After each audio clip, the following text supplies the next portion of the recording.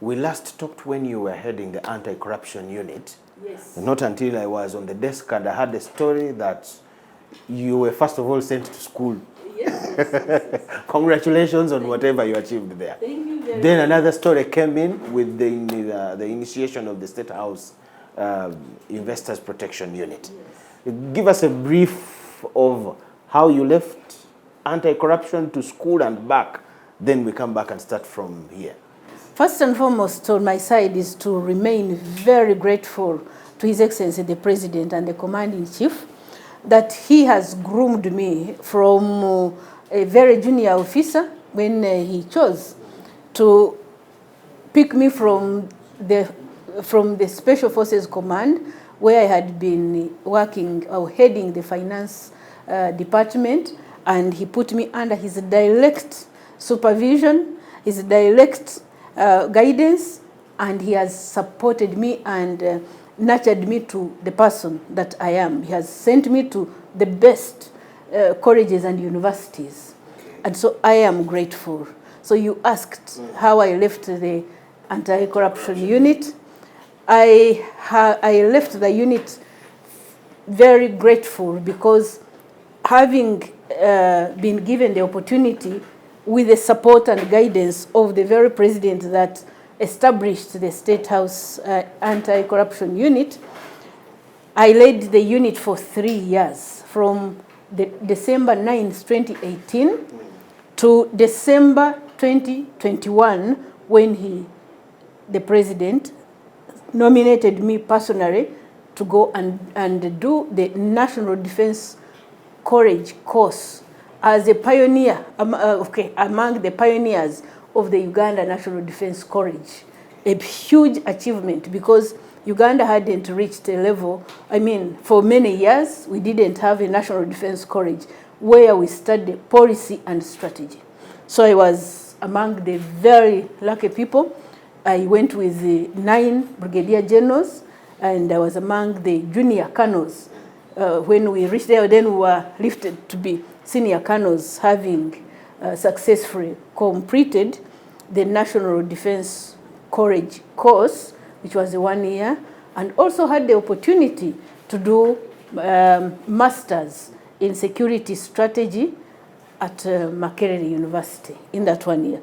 So thankfully, I completed the course on the 18th of January 2022, and then His Excellency the President appointed me to start to ensure that the investors that are in Uganda and those that are coming are well protected, well guided, and we ensure that we collaborate with all ministries, departments, and agencies. To that effect. To that effect. So I left the State House Anti-Corruption a very happy officer, because the unit had achieved much, and thankfully the unit has continued to even go higher and higher. The achievements are so many. So you laid a good foundation.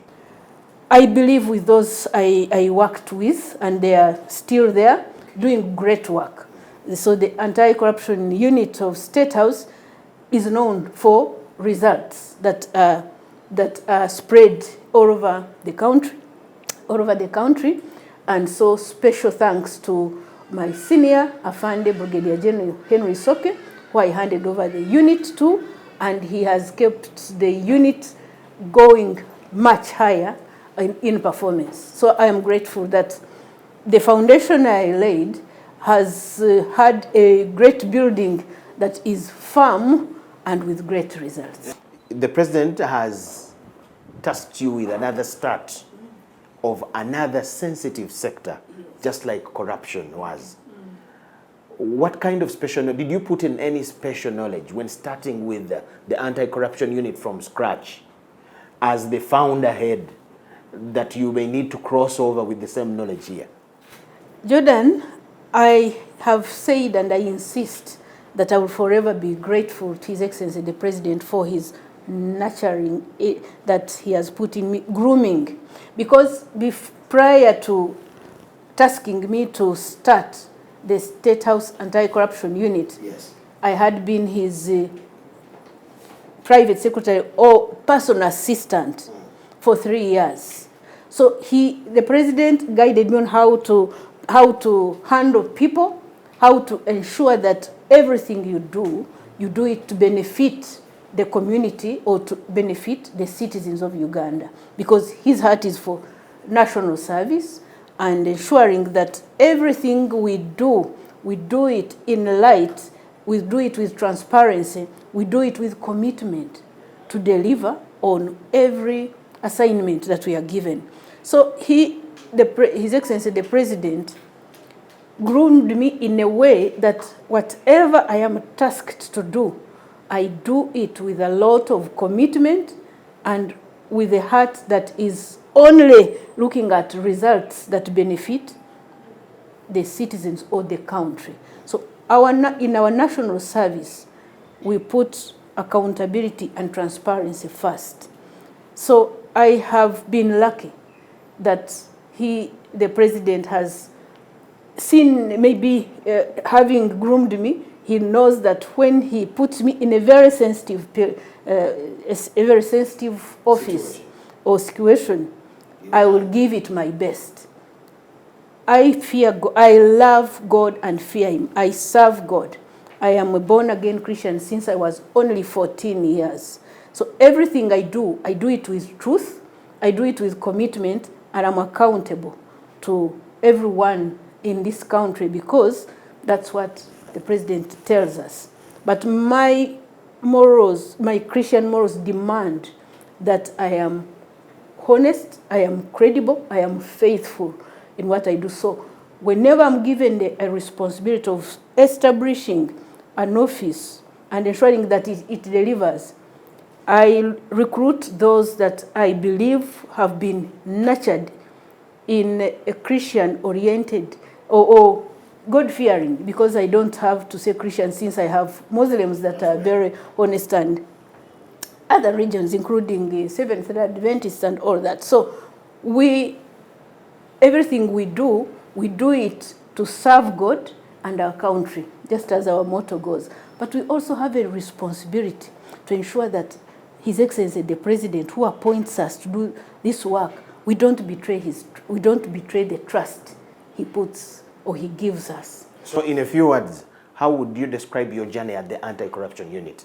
My journey at the State House Anti-Corruption Unit was a successful one because we would receive over 150 complaints per day, meaning that people had built lots of confidence. Cases were increasing, and thankfully, I think now they have even multiplied the cases they receive. So having seen the trust that people developed in the unit, but also the many cases that the many suspects that we arraigned before courts of law, working with the Uganda police force in particular, CID officers, detectives. I remember in my handover report, we had already arraigned 400 and plus, I don't remember the exact, in courts of law, and 72 had already been convicted, and they were not going to serve in the government for 10 years. So we, in 3 years, to have had 72 convicted culprits, it was a great achievement. We had recovered over 34 billion shillings that was returned to government coffers, that had been returned to the consolidated fund. We had secured lives from those, the majority were girls that were under the torture and living in dehumanizing conditions, mostly in the Middle East, from the Middle East. I remember we had brought back, I forget the term that we are using, I forget the term, but we had coordinated the return of over 600 Ugandan girls that were girls and women, a few boys, that had been living and working under dehumanizing conditions from the Arab world. Wow. And so there are many stories. Success story there. All the ladies that we helped to get back to their land, those that had been thrown out. The many babies that we recovered who had been sold by corrupt and inhuman individuals in hospitals. So among my many achievements, not mine, but among our many achievements at the anti-corruption unit, there are 3 babies. Now they are actually maturing. But one of them was, when we recovered, the baby was only 5 days. A baby of a Gong Rogers and Awino Gloria. These were kids that were living in Kawempe, whose baby had been sold to a fake pastor in that Kawempe area. We recovered that baby and gave back to these parents who had been given a dead body that they had already buried in Nakalema, Iganga, during COVID. So they brought for me this baby jumping with happy, looking healthy, and I chose to take on that baby up to today. What is the history and the background of the formation of this unit, and what does it have to score? So again, having been sent by His Excellency the President to study policy and strategy at the policy formulation and strategy implementation at the National Defense College of Uganda, he then tasked me to ensure that the best or the key priority among his lists is promoting, protecting, and guiding investors in in this country, to ensure that investors are given every information they need without asking, without soliciting for any bribe, without delaying them. So His Excellency the President was very clear in this assignment, and actually we have it on record in his voice message telling us the work how we are supposed to do this work of protecting investors. He says all wealth creators should be protected, should be supported without any delays from any civil servant, public officer, or even in private sector. So our main responsibility is to ensure that there are no bribes asked or solicited from any investor, local or foreign, and that there are no delays by government ministries, departments, and agencies. So our task is to effectively, efficiently collaborate and coordinate with all the sectors involved in promotion, soliciting money from wealth creators, yes. Not delaying them, yes, and giving them all the information. And giving them authentic information. So historically, was this happening to the investors? His Excellency promised to establish this unit on the 1st of May 2023. No, 2022. May 2023. During Labor Day, I think it was in Buyukwe. It is this last one that was in Fort Portal. So the Minister of Labor, Agenda and Social Development mentioned at that function that investors are being harassed for bribes by public officers, civil servants, and of course fraudsters that you cannot locate where they come from, fraudsters that are scattered all over the world. So she mentioned that there was a problem of soliciting bribes from investors, whether local or foreign, and that also investors were being delayed by unnecessary bureaucracies in government ministries, departments, and agencies. So it was at that International Labor Day celebrations where His Excellency the President told the country that he was going to establish a small office under his office where investors would call directly. And I'm quoting his words verbatim because I was watching and I didn't know he was to appoint me meanwhile. because he promised that he was going to set up an office directly under his office where investors would call directly whenever they would be asked for a bribe or delayed by any government agency or ministry.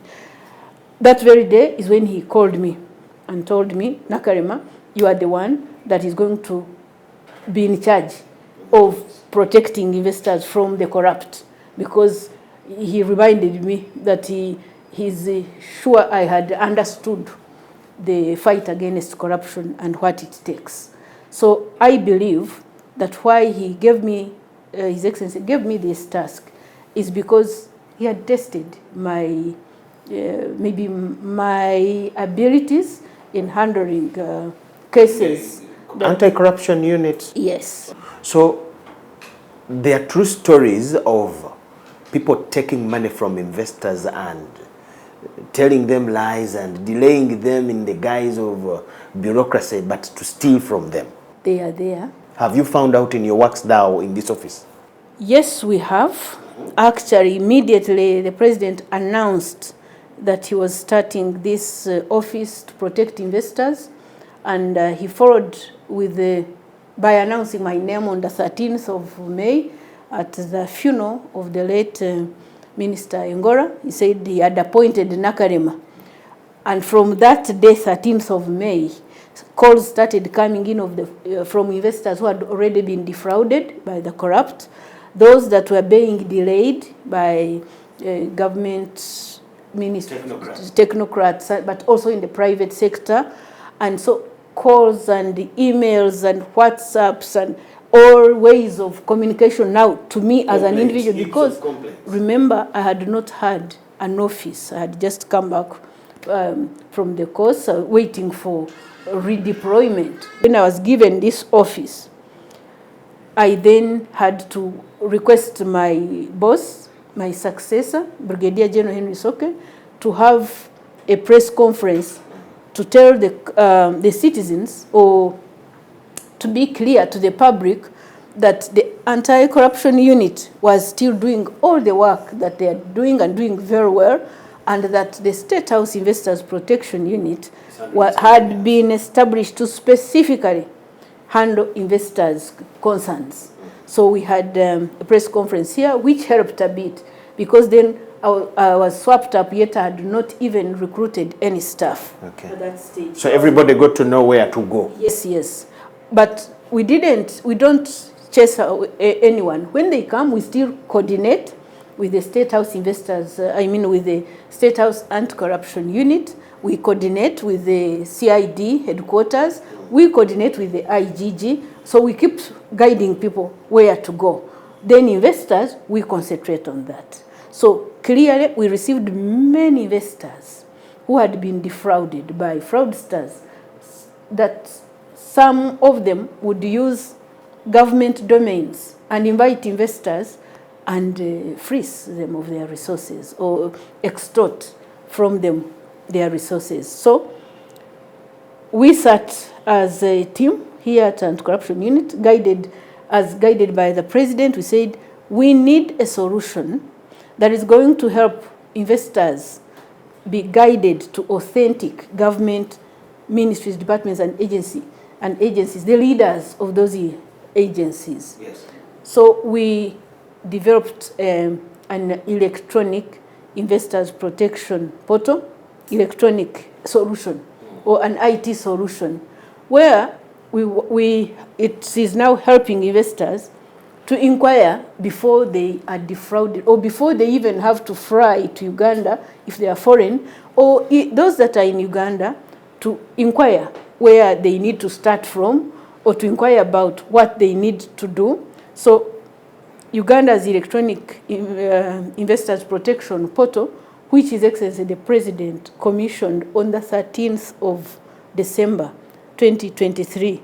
It was a gift, it was a Christmas gift to investors, both foreign and local, because then it eliminated the middlemen and red tapeism.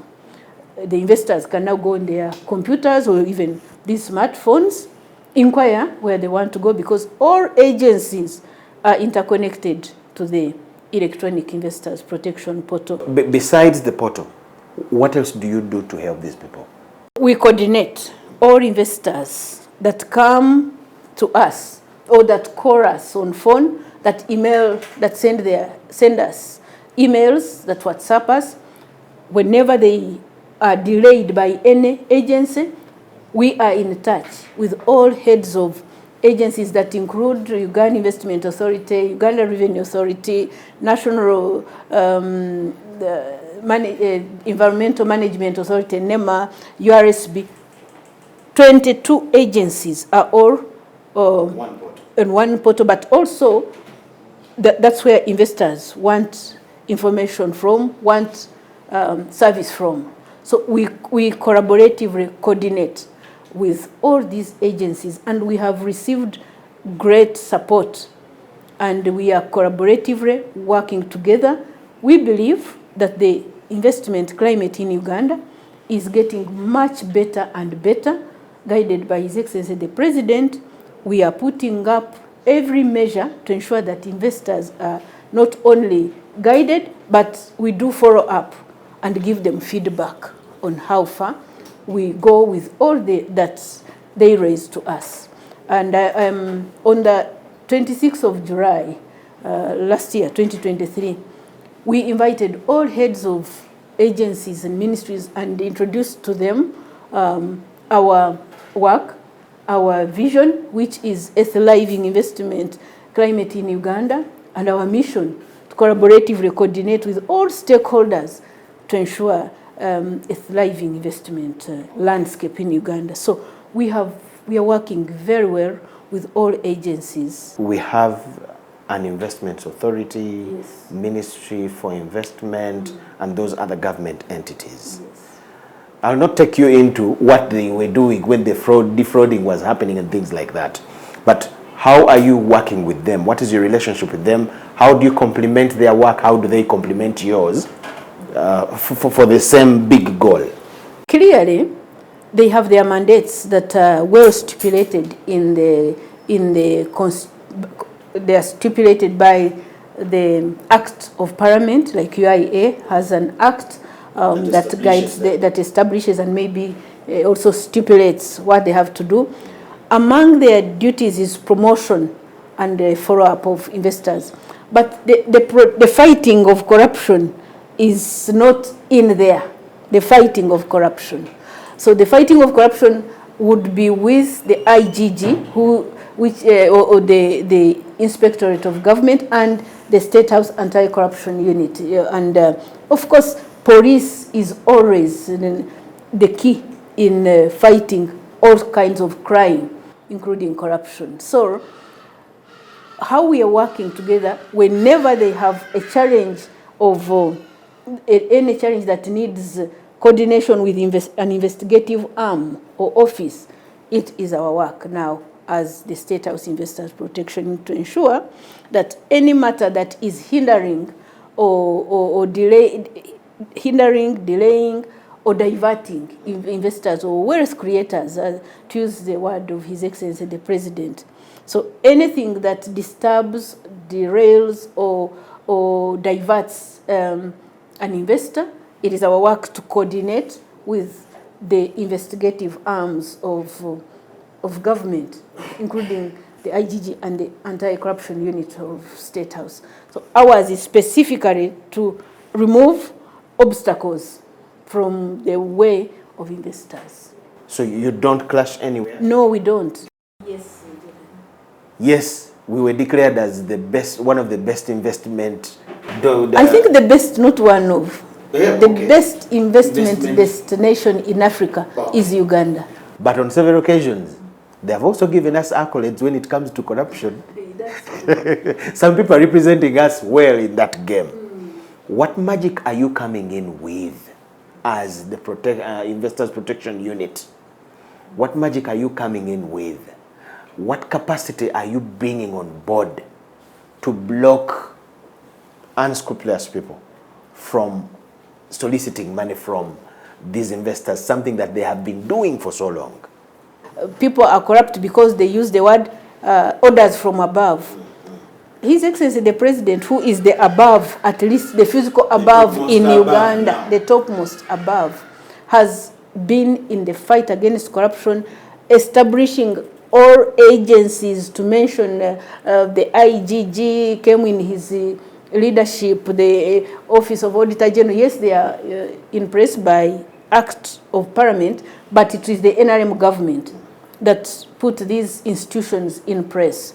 The police has been empowered and brought and given all support to fight the corrupt or to fight corruption, but we see corruption not going away completely. Thank you so much. So I want to say that for us all to support the vision of His Excellency the President, it is a duty of every Ugandan, and it is even in the Constitution, the supreme law of the land, that every citizen has a duty to fight corruption.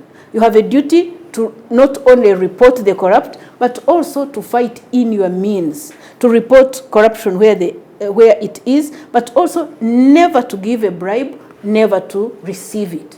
Basically, that's the first. That is the first thing, that every Ugandan should do their constitutional duty, not to allow corruption to go beyond, to be imparted in them or to take it out.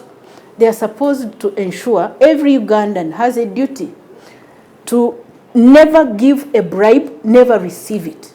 Because many Ugandans have made it like a must that for you to receive a service, you have to give something to this officer who is paid by government to do their work, to do the work that they have been appointed to do in the office you have found them. If we all can decide as Ugandans that none of us is going to allow anyone to solicit a bribe, none of us is going to receive a bribe, none of our children will do it, we will finish, we will eliminate and even completely finish the corrupt. Because where would they be corrupt from if we fight them from our homes? Right now you're dealing with a certain group of people. That's true. Investors, and the task in your hands is to protect them from those of us who are already having dirty hands, a few of us. What kind of strategy are you coming in with to save them from the hyenas that want the little money they want to invest here? So clearly what we are doing Yes. is to collaborate and coordinate with all the agencies to ensure that each of the public officer in any government office, because we may not have the capacity to control the private sector completely, but we collaborate with the leadership of the private sector foundation of Uganda. Our work is to ensure that we follow up on each other in these agencies of government to ensure that every investor that needs support gets it free of charge, because the officials of government are already paid by government to render services, to support these investors. If I may even go further to say that the officers that are in government authorities or agencies, they're even paid much better than the mainstream civil service. So if you are an officer in the Uganda Investment Authority, you are paid well. You are supposed to ensure that every investor in the country or from outside to join the investment sector is given very good services, is guided, is protected, is supported without asking them for any bribe. So we are doing the coordination. We are trying our level best to eliminate human interaction. That's why we are using the electronic investors protection portal, because many corrupt individuals exploit human interaction to ask for bribes. They exploit that human interaction to extort from the wealth creators or individuals that want to support genuinely. So when we eliminate human interaction, and you have this you have your computer, you are inquiring, we are answering online, the chances of asking for bribes will be completely limited. or even eliminated. And that is our view. So we will not give up. Surely the challenge of corruption is still huge. In your findings, there are so many types of people. Yes. What category of investors do you think have been defrauded most? I'll show you where I'm coming from with that. Because in the business world, there is a word called kuyiriba, abagezi. There are investors who are also like that, and in their line of movements, they may be prone to being defrauded and a lot of things like that. Those who may need shortcuts, let me be straight.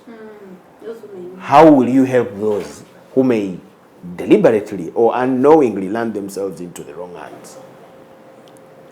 Now, from the time we started our work as the State House Investors Protection Unit, we have received more complaints from local investors or domestic investors. In other words, Ugandans are the ones that complain more than the foreigners.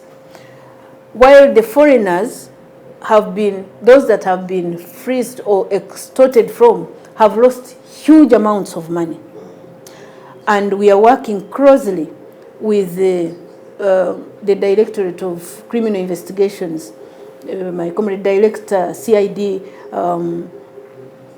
AIGP Tom Magambo has attached a senior commissioner of police to the State House Investors Protection Unit to ensure that those that are already, the investors that were already defrauded, their cases are given special attention to bring back, to create, to have them settle and know that their all hope is not gone. The cases can be investigated, and maybe what they lost will be recovered in the future, or anytime God will enable the investigators to recover what was lost. Of course, there are those that lost and left in disappointment, but there are not very many. The difference I wanted to put out there is that foreign investors that have reported to the State House Investors Protection so far are over 100. But the local investors are close to 300 that have registered complaints here, because we think we have a total of, it is about 399 as of, Complaints so far. yes, as of yesterday. But we see that foreign investors who lost their resources lost a lot of money. Local investors have reporting cases of delays. To them, majority have a perception that government agencies are paying more attention to foreign investors, yes, than local investors. What is the truth about that? That's the perception out there. I don't think it is true, but it is our responsibility, us in government offices, to explain. During this time when they locked shops, when there were complaints about taxes, they told the president that the foreigners are given land for free, they are helped to get waivers, they are helped to get what and things like that. They are helped not to be interfered with the banks, taxes, and things like that. I was actually going to ask you, do you have any arrangement of helping the local investor from fraud plays and games by banks and government agencies? They complain about URA, NEMA, and whoever. What kind of arrangements do you have for the local investor? About local investors, yes, clearly, government doesn't discriminate from investors. I think what we haven't yet explained well is that the capacity, or the, should I say, the amount of resources a wealth creator puts in their investments matter a lot. I imagine, because I don't have evidence, that while many local investors think that government has paid more attention to foreigners, it is not true. It is because many Ugandans perceived it long ago that an investor must be of white skin, or someone from abroad or from a foreign land, and I can give evidence that while at the Uganda Investment Authority, the Namanvi Industrial Park last month, where we had a meeting to interact with investors that are in the Namanvi Industrial Park, we noted, all of us, yes, that 53% of investors that are in Namanvi are Ugandans, are local investors. So it's only 47% that are foreigners. And Namanvi is the first government industrial park that was set up long ago. There are more Ugandans? There are more Ugandans in that industrial park than foreigners. So I think every investor that has potential to set up an investment that can be easily identified by government has been supported by government, because that's how majority of Ugandans are in the industrial park. They were quickly identified by government agencies, but maybe they also reached out to the responsible government ministries, departments, and agencies. So in my view, we as public officers have a duty to explain to local investors that they have same rights like the foreign investors. Does your hand stretch to the banks? Yes. How URA handle these investors? How which entity handles them the wrong way? Does your hand go as far as that? It does. So, because many of them end up with frozen accounts over funny explanations and things like that. That is true. So we have summarized the concerns of local investors in 3. One, and the main one they keep reporting, is the high cost of doing business, they call it, yes, which directly ties to the high interest rates by commercial banks when acquiring loans to do businesses. Because it's not easy to start a business from your own pocket. Many businesses operate on loans. Yes. So the cost of capital to local investors is so high. And that's why they find it a challenge maybe to compete with foreign investors who may be having soft loans from their countries. And so number one concern with the government, with the local investors, is the cost of capital. The second one is the perceived, and this one I insist, the word perceived many taxes. I insist on the word perceived because each tax has a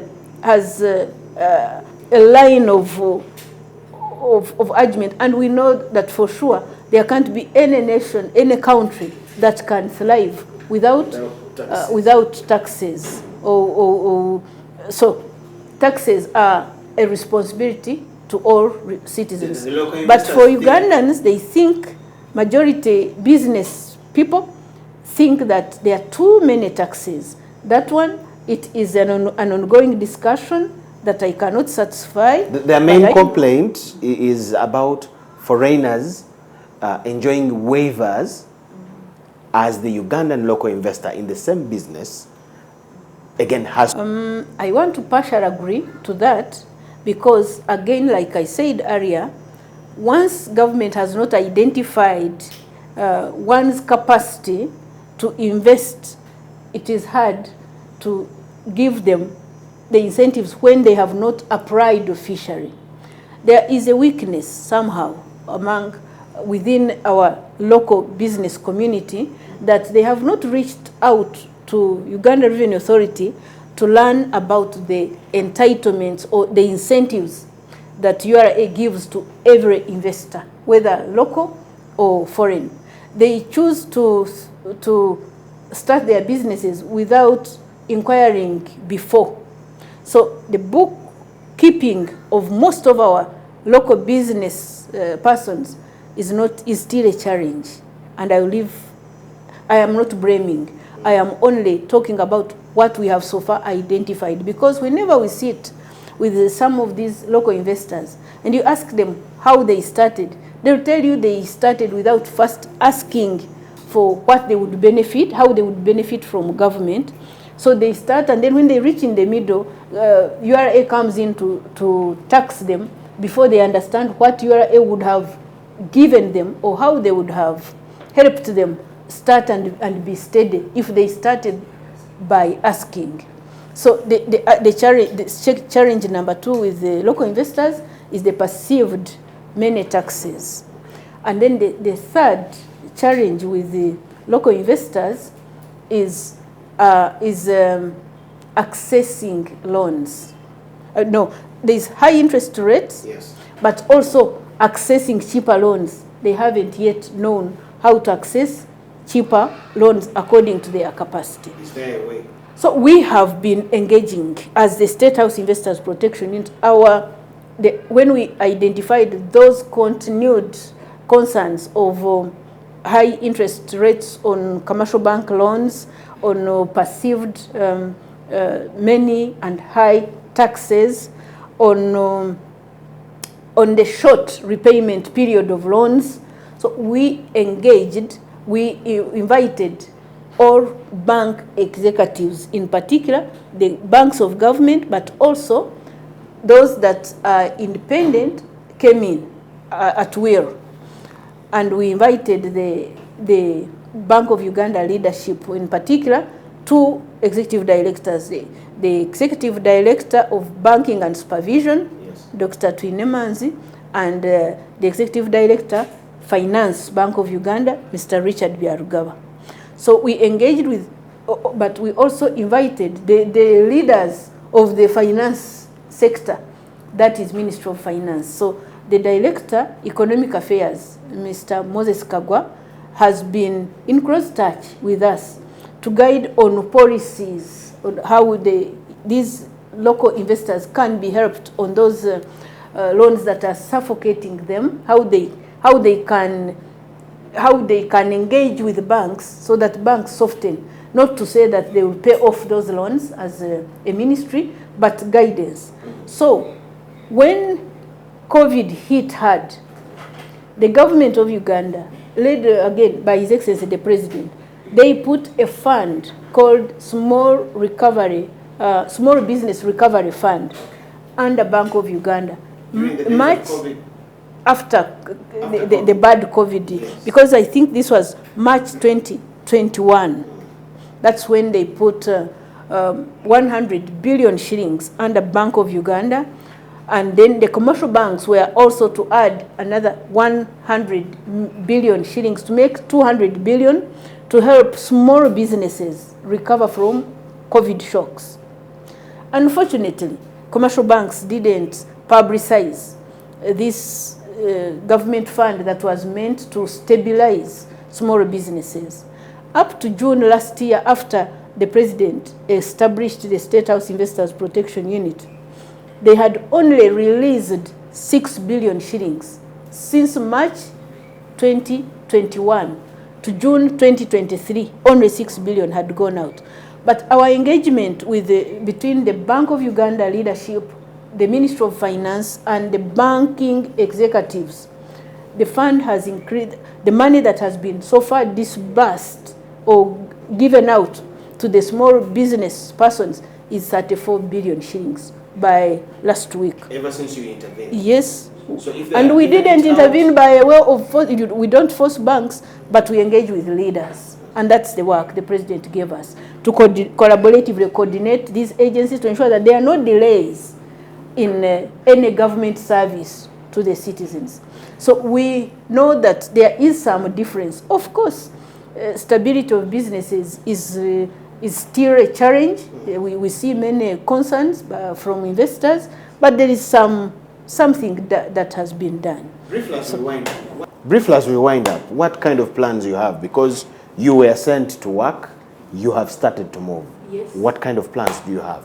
What we want to do, besides continuing to leverage technology to eliminate human interaction that is exploited by the corrupt, we want to continue collaborating with even the academia.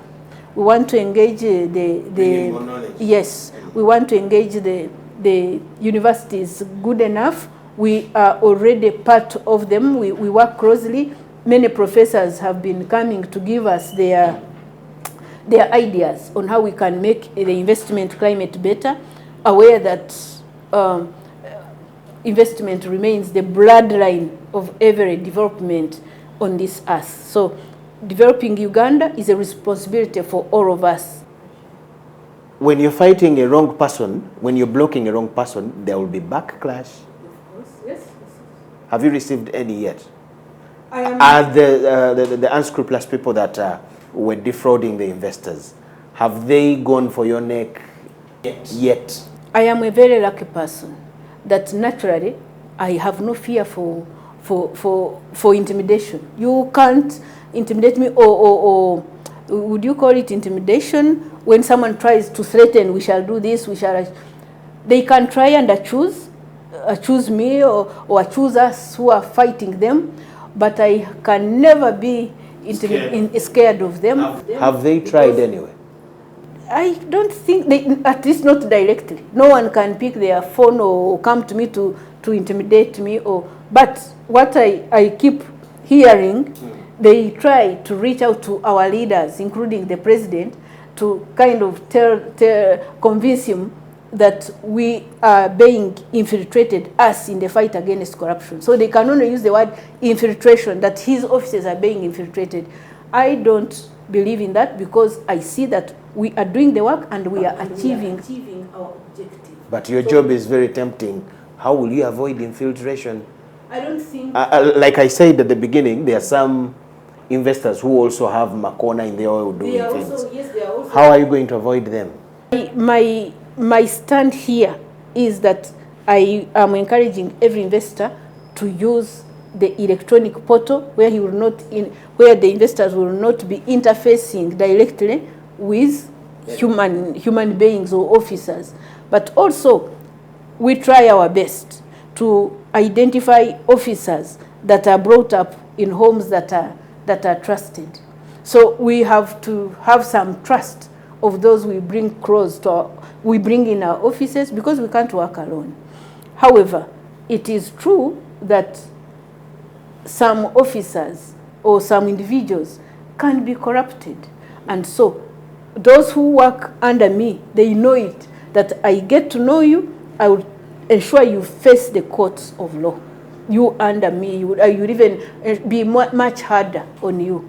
So we have to keep telling every officer or the public officers that we work with, if they are caught to be corrupt, they will face the law.